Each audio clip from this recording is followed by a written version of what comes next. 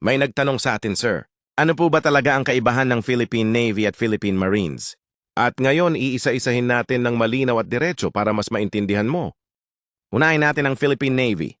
Ito ang hukbong pandagat ng Armed Forces of the Philippines. Sila ang nagbabantay sa ating karagatan, teritoryo at maritime borders. Kumbaga, sila ang mga mandirigmang nakasakay sa barko, patrol vessels at naval assets.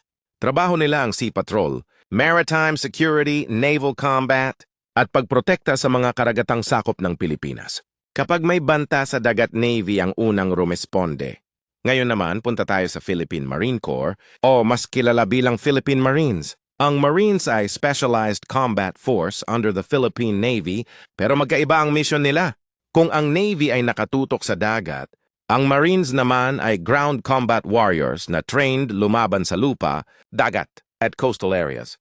Sila ang tinatawag na amphibious force, kaya nilang mag-operate mula barko tapos bababa sa lupa para sa combat operations.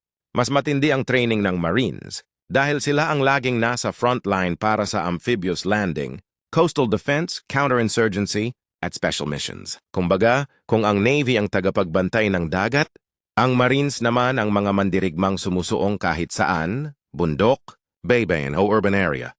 Kaya para simple, Navy farm barko, dagat maritime operations. Marines, per elite ground force ng Navy, trained for land and sea combat. At ang pinakamahalaga, magkapartner sila para protektahan ang bansa, lupa man o dagat.